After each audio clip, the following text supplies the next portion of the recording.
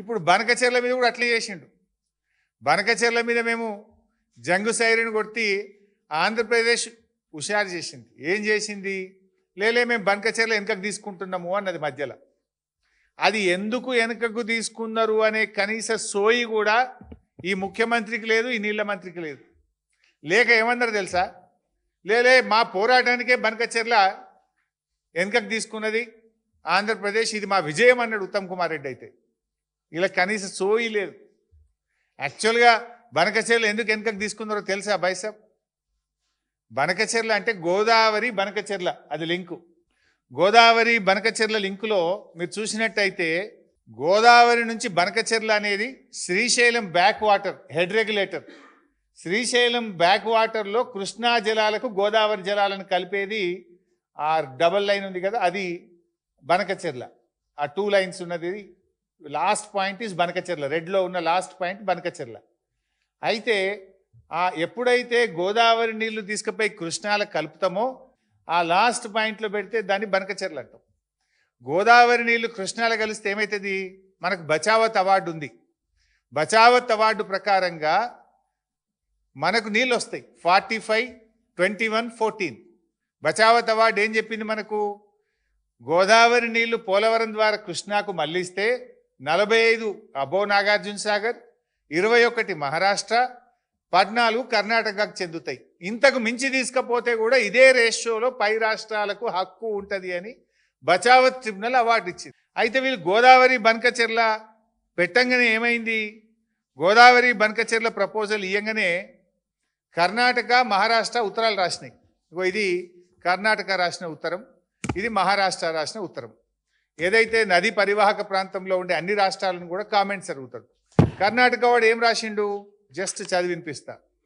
Now according to the instant PFR, the state of Andhra Pradesh is diverting additional 243 TMC under Polavaram Banakacherla link project, from which Karnataka would become entitled for further additional use of 64 TMC as per the interstate agreement mentioned above అని Bachawat award లెక్క ప్రకారంగా ఏదైతే ఆ 14 TMC లెక్క ఉందో ఆ 14 TMC లెక్క ప్రకారంగా మీరు గోదావరి బనకచెర్ల ప్రాజెక్టు కడితే మాకు 64 TMCలు వస్తాయి, డేట్ చెప్పండి, మేము ఆ రోజుకెళ్ళి 64 ఆపుకుంటాం మీదనే కృష్ణానది జలాలు అని చెప్పి ఇది కర్ణాటక రాసిన ఉత్తరం. మహారాష్ట్ర కూడా వీళ్ళకు కూడా 21 ఉంది కదా, 45, 21, 14. ఆ 21 మేము ఈడ ఆపుకుంటాం మీద కృష్ణానది జలాలని వీళ్ళు రాసిండ్రు. అప్పుడు ఆంధ్రప్రదేశ్కు జ్ఞానోదయమై కృష్ణల గోదావరి నీళ్లు కలిస్తే పాత బచావత్ అవార్డు ప్రకారంగా కృష్ణానదిలో 45 తెలంగాణకు, 21 మహారాష్ట్రకు, 14 కర్ణాటకకు పోతున్నాయి. ఇప్పుడు ఈ 240 తీసుకపోతే కూడా అదే రేషియోలో వాళ్ళకి హక్కు దొరుకుతుంది, సుప్రీంకోర్టు పోయినా వాళ్ళకి నీళ్లు పోతాయి అనే సోయి జ్ఞానోదయం ఆంధ్రప్రదేశ్కి అయింది. మన తెలంగాణ వాళ్ళకి గాలే. కాక ఏమంటారు? ఇది బనకచెర్ల ఆగిపోయిందని సంకల్ గుద్దుకొని ఇది మా విజయం అన్నాడు ఉత్తమ్ కుమార్ రెడ్డి.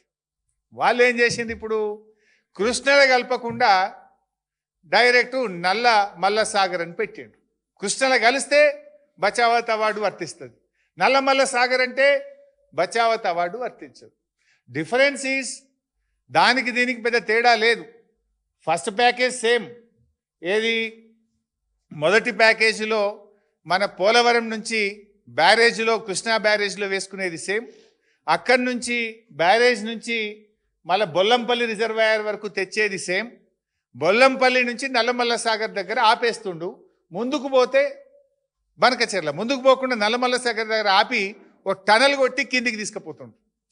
బనకచెర్లకు పోతే ఏమైందంటే రెడీమేడ్ సిస్టమ్ ఉంది, ఆ సిస్టంలో పోస్తే ఆటోమేటిక్ రాయలసీమ అంతా పారుతుంది. ఇప్పుడు ఉపాయం ఏం చేసింది? కృష్ణకు కలిపితే పైన రాష్ట్రాలకు హక్కు దొరుకుతుంది కనుక కలపకుండా మధ్యలోనే ఆపి టనల్ కొట్టి కిందికి కలుపుకుంటుండు, కృష్ణలో కలపకుండా. ఇది కర్ణాటకకు అర్థమైంది, మహారాష్ట్రకు అర్థమైంది, ఆంధ్రప్రదేశ్కి అర్థమైంది, కానీ మనోళ్ళకి అర్థం కాలేదు. ఏది మా విజయమే, మేము కొట్లాడితే బనకచెర్ల ఆగిపోయింది అన్నారు. అది ఆగలే, డబుల్ దెబ్బ తగిలింది. మొదటి దెబ్బ గోదావరి నీళ్ళు పోయేది ఎట్లా పోతున్నాయి, రెండవ దెబ్బ బచావత్ అవార్డు ప్రకారంగా రావాల్సిన 45 కూడా రాకుండా పోతున్నాయి. డబుల్ దెబ్బ తగిలింది. అంటే మనోళ్ళు ఆ రకంగా ఇవాళ తెలంగాణకు అన్యాయాన్ని తలబెడతా ఉన్నారు.